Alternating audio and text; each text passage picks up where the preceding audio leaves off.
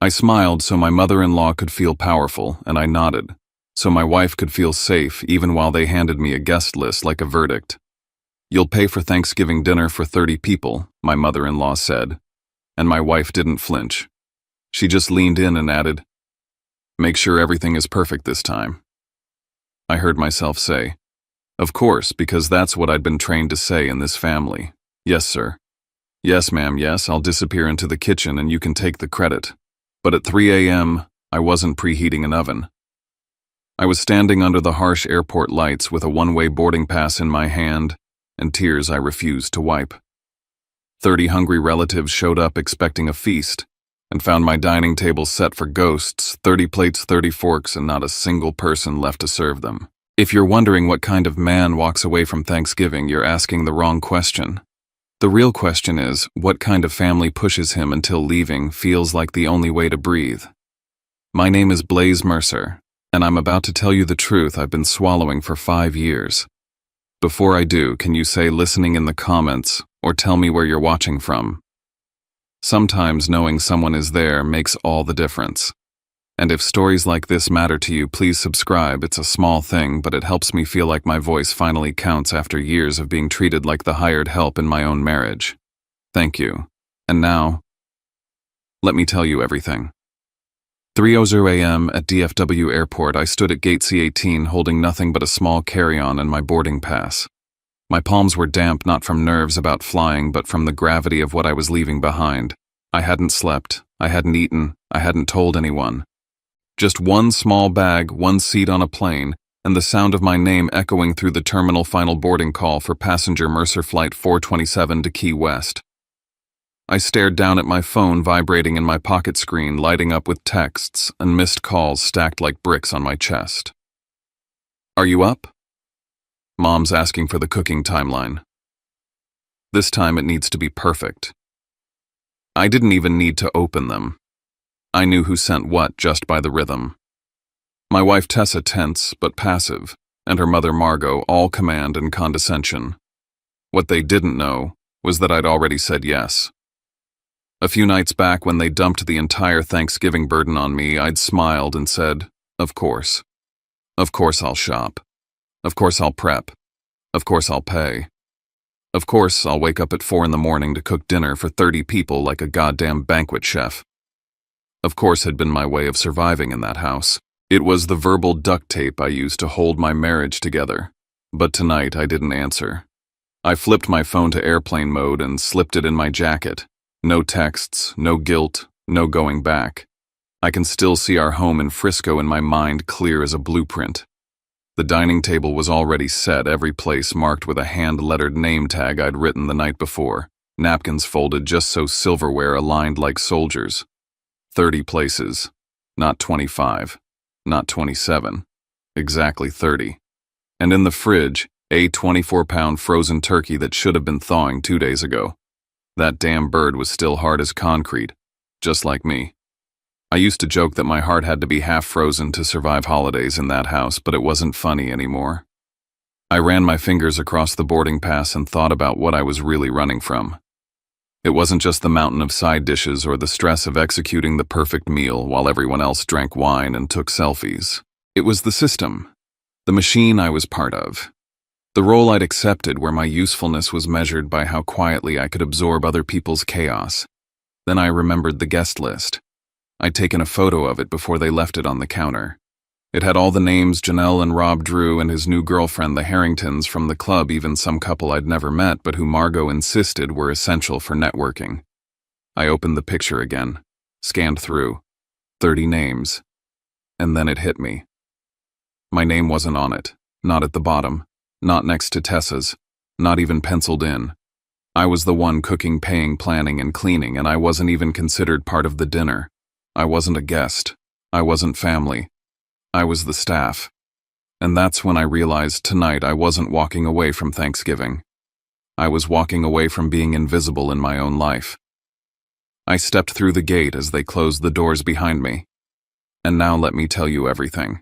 It started 4 days ago when my mother-in-law laid that piece of paper on my kitchen counter like it was nothing more than a shopping list. It was Sunday afternoon 4 days before Thanksgiving, and I was standing at the sink elbow deep in soap suds, rinsing wine glasses from our small family dinner.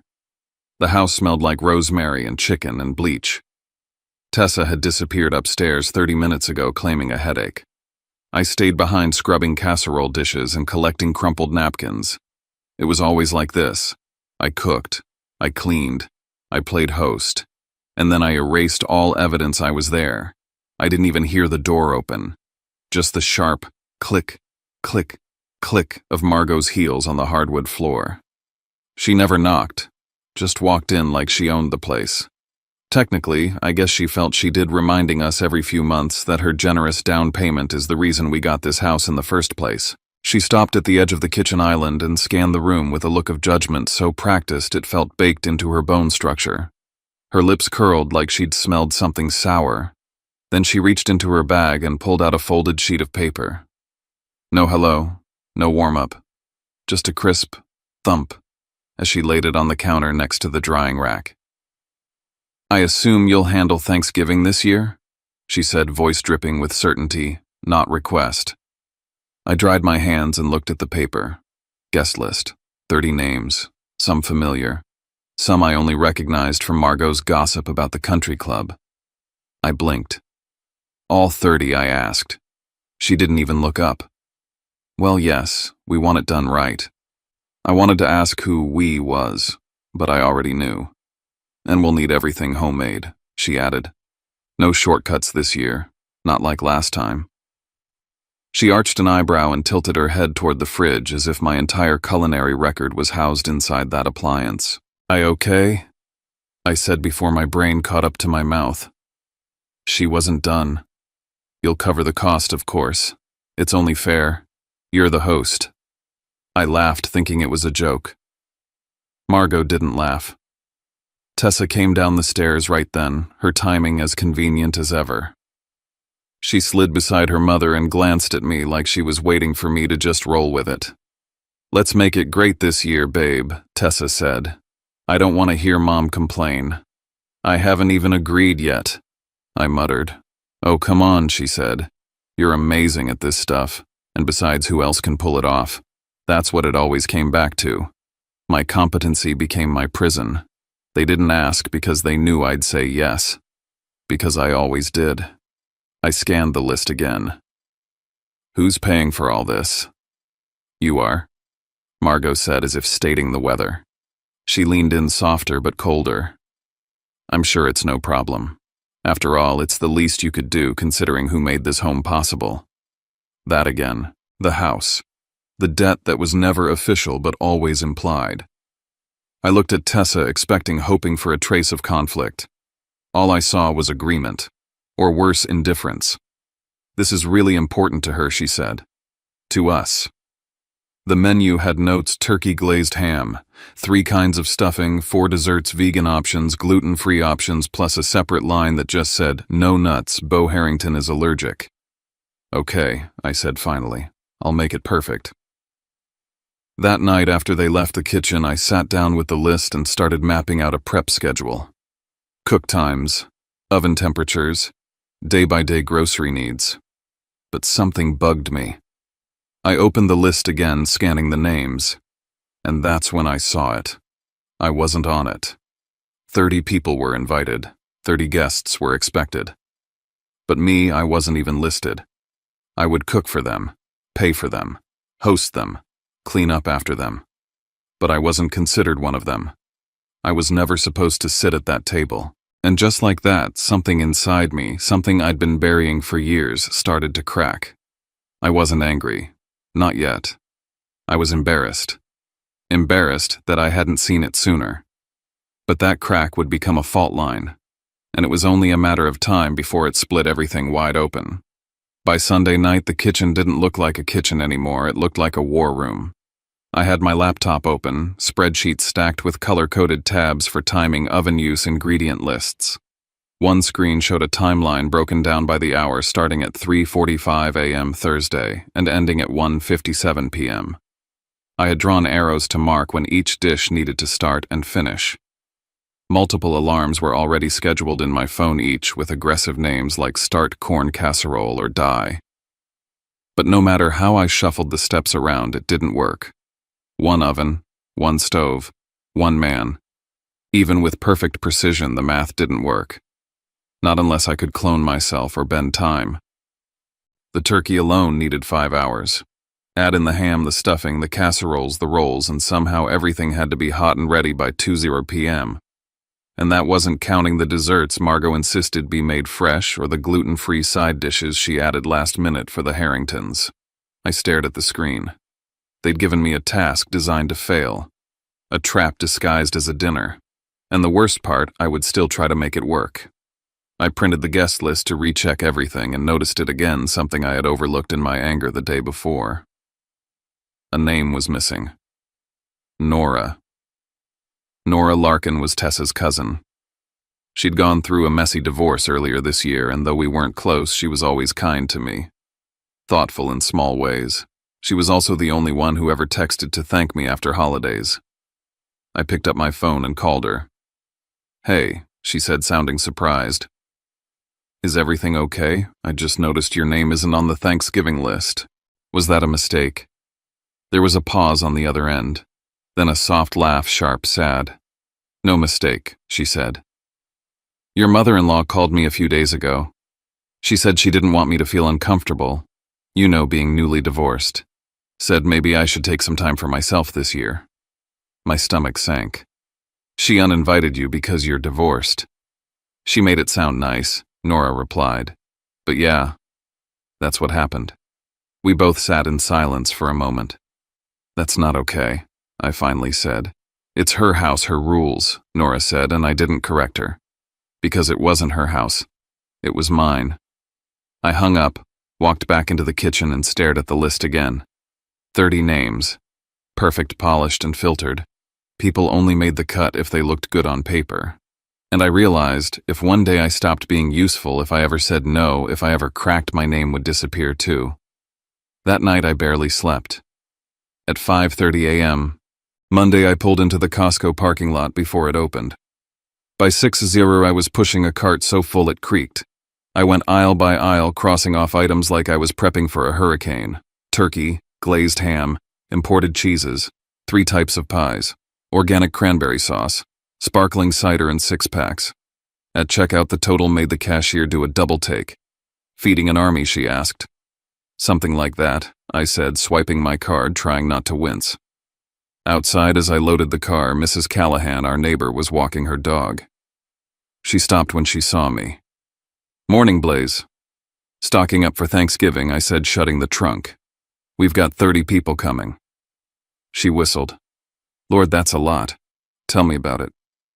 She looked at me for a second, then said something that lodged in my chest. "You know there's a difference between helping someone and standing by while they drown." I forced a smile. "Thanks, Mrs. Callahan." But her words followed me home. I unloaded bag after bag, still thinking about them. Inside, I started sorting. The kitchen turned into a maze of coolers, prep lists, and post-it notes. The air smelled like raw poultry and anxiety. That's when I saw the iPad left on the counter, still open on the group chat Tessa had with her family. I didn't mean to snoop. I only glanced, but that glance was enough.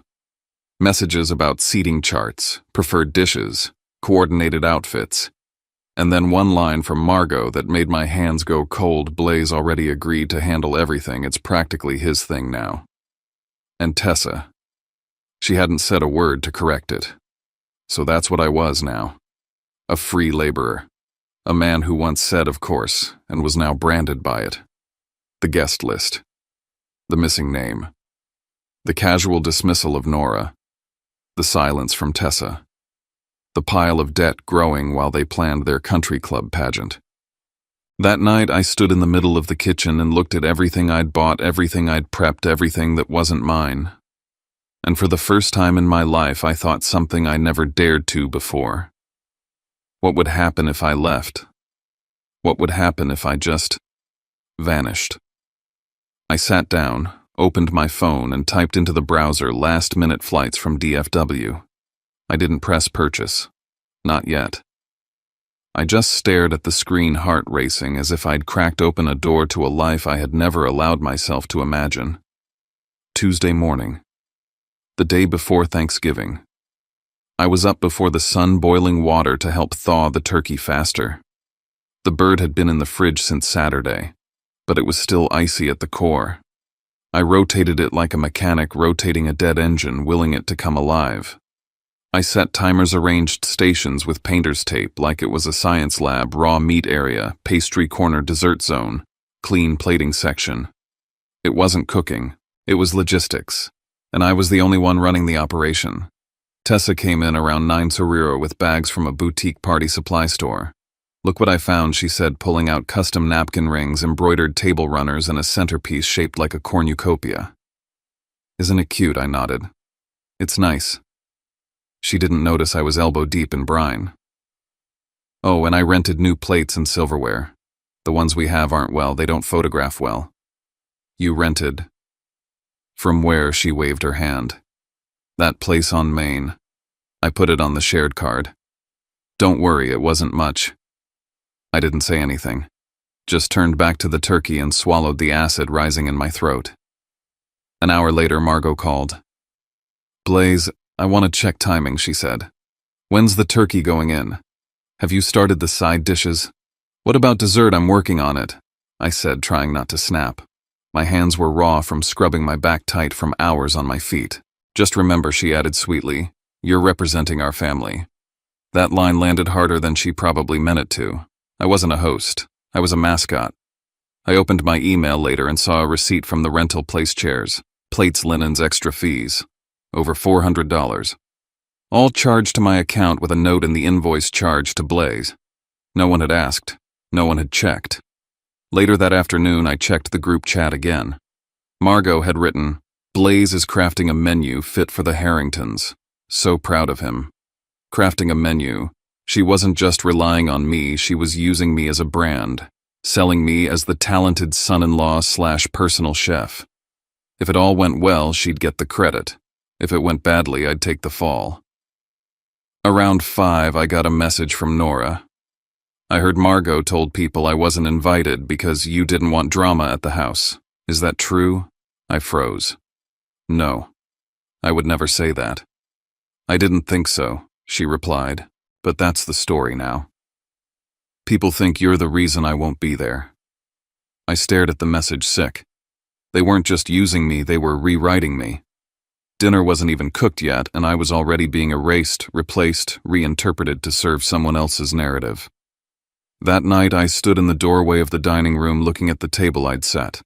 30 seats, custom place cards, rented perfection, and I wasn't one of them.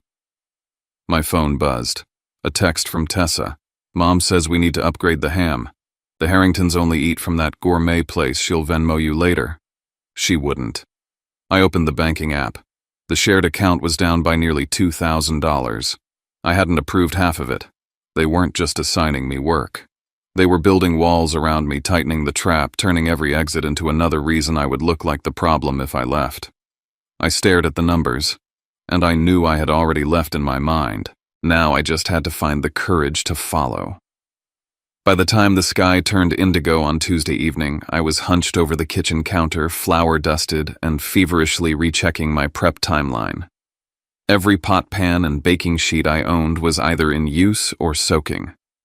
The dining table, still bare, loomed like a silent judge. I took a breath, walked into the living room where Tessa sat scrolling through her phone and held out a printed sheet. "I need real help. Not decor, not playlist ideas. Actual kitchen help." She didn't look up. "Like what?" "I've laid it out. You do sweet potato casserole, green bean almondine, and 1 pie. That's it. I'll do the rest. Turkey, ham, stuffing, gravy rolls, the works. If we split it like this, maybe it won't implode by 2 o'clock. Now she looked at me. "You're overthinking it again. You always do this. Just get it done, Blaze. It has to be perfect this time. I don't want to hear Mom complain all weekend." There it was. Not agreement. Not concern. Just pressure disguised as reason. I felt it crack inside me, something brittle and long neglected. "Tessa, this isn't normal. You've told everyone not to bring anything, right?" She hesitated. Yes. I didn't want a bunch of mismatched dishes. It throws off the aesthetic. So it's me. It's all on me. You're good at this. And you said yes. That last part dug in. She wasn't wrong. I had said yes. I always said yes. I walked away. Back to the kitchen, back to my battlefield. The notifications pinged again. Margot. Bo Harrington is deathly allergic to pecans. Please confirm none in anything liability is real. Don't make us regret this. Followed by, also keep kitchen sanitized. A hair could ruin our rep.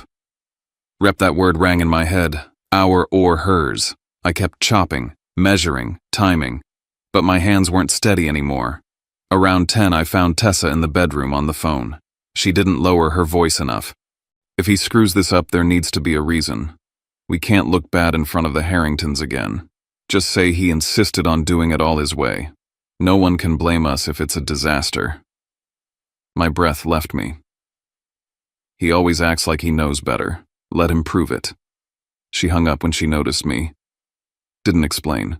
Just went back to her screen. I stood there staring. My wife was laying down the exit strategy for herself, and for her mother, just in case I failed. I went downstairs, sat at the edge of the counter, stared at the turkey still half frozen in its plastic tomb. The oven light glowed, but it felt like a hospital corridor, too clean, too sterile, too hopeless. I pulled out my phone, typed in the airline site again. Flights from DFW, one way, the earliest. This time I didn't just browse. I started pulling my passport wallet charger, small backpack, travel light, travel quiet. I wasn't just thinking about leaving anymore. I was preparing. At 11:47, a message lit up my screen. Tessa, Mom says you need to cover the spiral cut ham too. Harringtons don't eat the cheap stuff. I stared at it, then opened my banking app. A recent charge premium ham delivery, nearly $200, ordered with my card. Without my consent. I didn't feel angry. I felt done. The house was silent. Still. The kind of heavy quiet that drapes itself over early morning walls like fog. I woke without an alarm, lungs tight, pulse shallow. My body knew the drill before I did. Thanksgiving Day. I slipped out of bed. Didn't wake Tessa. I didn't want to see her face. Downstairs, the kitchen stood waiting. Counters lined with ingredients, timelines taped to the fridge. The air already smelled like anticipation and expectation. Not of gratitude, of performance. 2:58 a.m. My phone lit up on cue. Tessa stirred in the bedroom. A beat later, her voice muffled. It's Mom. She's checking on the turkey. I didn't move. Just stood there back against the counter, listening. Yes, he's up. Yes, he's prepping. No, nothing has pecans. No, I haven't seen the guest cards, but he's probably doing them. Yes, I'll remind him not to make it too salty this time. Every word an incision. No defense. No support. Then Margot's voice came through the phone louder on speaker. Remind him this isn't just food. This is reputation. If anything's late or sloppy or unsafe, say he insisted on doing it his way. That way no one questions you. I froze. And tell him Bo's allergic to thyme too. I don't care if it's unusual. No mistakes this year. Tessa muttered something. I didn't care to hear it. I slipped back into the kitchen and sat at the edge of the counter. 3:04 a.m. I opened my phone. Airline tab still open. Seat still available. I booked it. Departure 5:55 a.m. No checked bag. Just one carry-on. One seat. No meals. I wrote a note on a post-it. The turkey's in the fridge. Oven preheated to 325. Timers on the fridge. Recipes marked. Good luck. I stuck it to the inside of the spice cabinet, the one no one ever checks. In my bag wallet. Passport. Phone charger. A change of clothes. Headphones. As I zipped it up, another ping. Nora. Are you okay? I heard from someone that Margot said you banned help in the kitchen, that you like control. Sounds off. If you need to talk, I'm here. I stared at it. For once, someone saw the strings. I typed back, "Thank you. Not staying. Heading out soon." No explanation. No guilt. I crept through the living room, past the stacked dishes, the decor. Tessa spent hours curating the name tags with gold foil she bought for $35 a pack. The guest list still lay open. I paused. Scanned it. A note beside the Harrington's VIP placement. Credit to host. Credit to host. Not to Blaze. Not to me. I folded the paper in half and tucked it under the centerpiece. I looked around one last time. Not at the things. At the roles. At the prison of Polish I'd been handed with a smile. And at 3:17 a.m. I stepped out the door. No goodbye. No apology. Just the quiet click of a man reclaiming his own silence. I didn't slam the door. I didn't even let it click. I slipped out of the house like a breath held too long, socked feet stepping silently across tile and hardwood until I reached the front door. My shoes were in my hand. My keys, phone, wallet, passport, and one small suitcase were all I carried. No jacket. No goodbye. I didn't look back. At 2:58 a.m. I reversed out of the driveway of the Frisco house I had spent the last 5 years cooking and cleaning and being used in. And by 3:12 I was parked in long-term at DFW. The sky was black, the air sharp, and my heart was hammering with a beat I hadn't felt in years. It wasn't fear. It was freedom. In the terminal, I moved like a ghost. TSA barely looked at me. The woman at the check-in kiosk asked where I was going, and I said the first place that sounded like Salt Air, Key West. One way. I slid my card across the counter and didn't flinch when the total flashed. Meanwhile, in my now former kitchen, the oven was cold. The basting brush still leaned in a mason jar on the counter. The turkey, still thawing, was wrapped in plastic in the fridge. The sticky note I left was placed dead center over the guest list, exactly where Margot wouldn't be able to ignore it. Tessa, something came up. "You and your mom will handle Thanksgiving. Groceries are in the fridge. Blaze." I didn't explain. I didn't write out steps. I didn't leave cooking times or tips. For the first time, I left them with what they always swore they wanted: control. I silenced my phone, boarded my flight, leaned my head against the cool plastic of the window and watched the world tilt. At 7:12 a.m., while I was ordering black coffee in a mug with a tiny spoon in Key West, the house in Frisco woke up to silence. No scent of turkey, no clang of pots, no sound of Blaze. Tessa found the note. She called me 6 times in the first 2 minutes, then 10 more. Then she woke her mother. Margot read the note and, true to form, went straight to character assassination. He did this to humiliate us.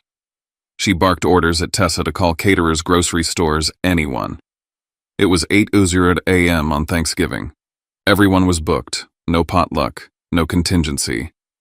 Because Tessa had told every single guest that Blaze had it handled. At 12:14 p.m., the Harringtons arrived. Margot greeted them like a pageant host with cracked lipstick. Beau sniffed. Beau asked about the turkey. Then he asked about nut allergens. Tessa choked. Margot tried to spin. Beau's father asked plainly, "Was your son-in-law handling the meal?" Margot froze. Tessa smiled too wide. Aunt Janelle whispered to Uncle Rob, "Something's wrong." The smell of stuffing never came. The gravy pot remained dry. By 1:45 p.m., the mood had tanked. Beau was crying. There were no appetizers. Someone asked if Uber Eats was an option. And at 1:59 p.m., Tessa's phone buzzed. It was from me. A photo. I sat at a seaside cafe, the wind tousling my hair, a glass of wine in my hand, sunglasses on. The caption read, "Thanksgiving dinner in paradise. Perfection is your problem now." The photo lit up like a flare in a dark room. Guests gathered. They read. They connected the dots. Beau's parents left. Janelle sighed. So he was the one doing everything. Uncle Rob added, "We never even offered to bring a dish." Tessa's mouth opened. Nothing came out. Margot's jaw clenched. He abandoned us. Mrs. Callahan, who'd dropped by with a pie, spoke low but sharp. "No, you drowned him, and he swam to shore." I turned off my phone again. On the beach, the waves erased footprints faster than they could be made. I walked, breathed, and for the first time in years I did nothing for anyone but myself. But peace doesn't last forever, and neither do stories half told. I turned my phone on 2 days later. Missed calls, voicemails, texts swinging from furious to saccharine. Margot, you've humiliated this family. Tessa, please come home so we can talk. I ignored them. The one message I answered was from Nora.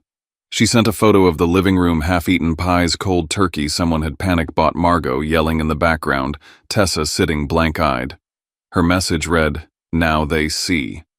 She told me Margot was already spinning a new story. Blaze insisted. Blaze refused help. Blaze wanted it all his way. But Nora, the one they'd silenced, didn't let that fly. I told them what really happened, she wrote. People are starting to ask questions. 3 days later I went back, not to apologize, to finish the damn conversation. The house was still a mess. Cold plates stacked on counters, guest chairs half folded.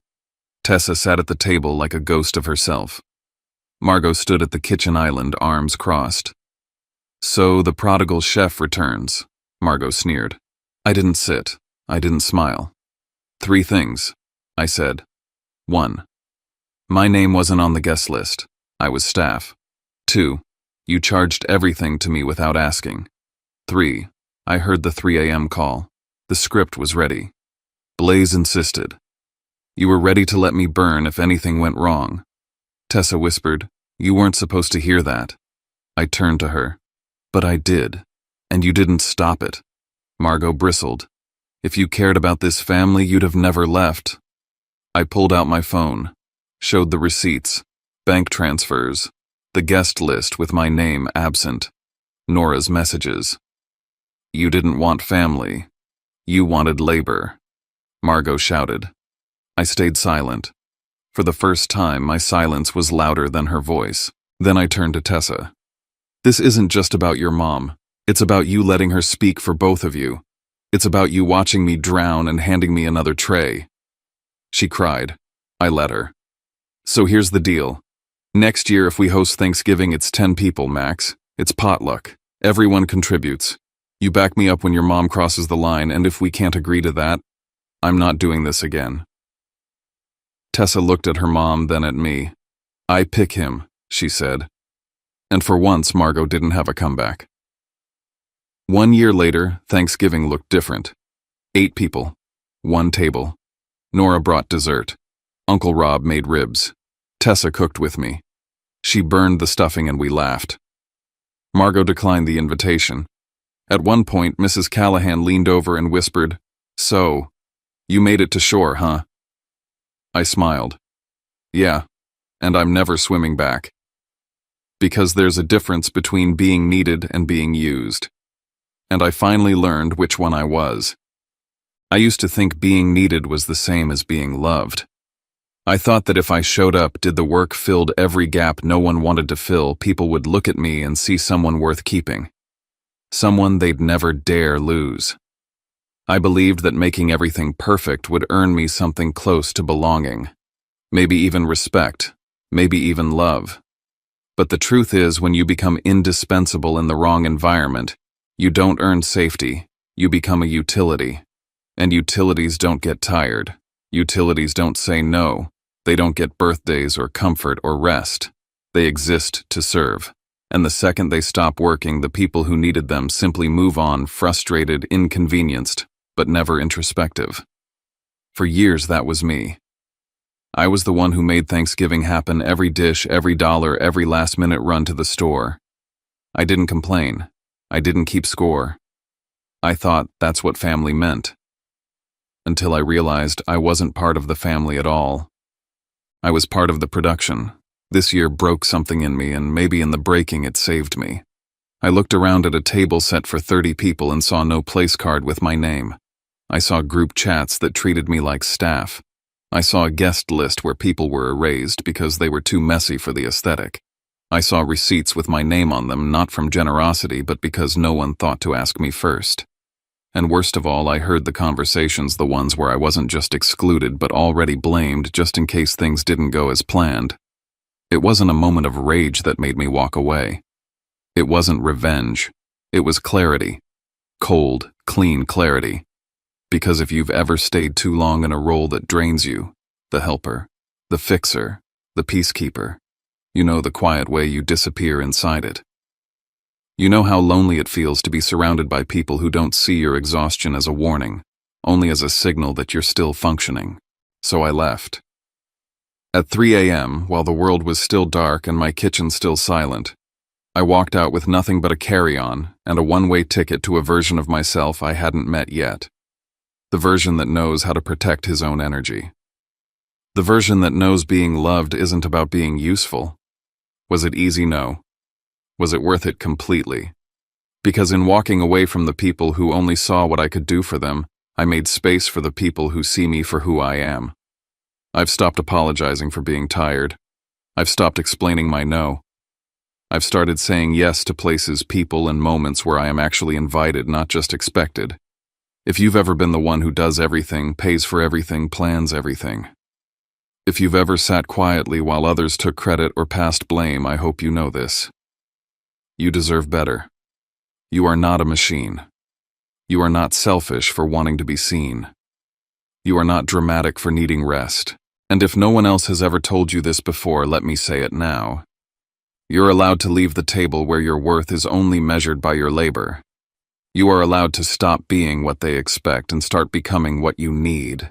That's what I did. And I'm not going back. If this story resonated with you, if you've ever felt unseen, unheard, or quietly used, I hope you know you're not alone. I built this space to speak what most people are too afraid to say and to give voice to the quiet, honest truth behind the smiles. So if you're still here, thank you. Say hi in the comments so I know you made it to the end. Or tell me where you're watching from. It means the world to know this story traveled far enough to reach you. And if you'd like to hear more stories like this, raw, real, and rooted in truth, hit that subscribe button. I don't post to impress, I post to connect. And I'd be honored to have you here. Until next time, take care of yourself the way you've taken care of everyone else. You've earned that much.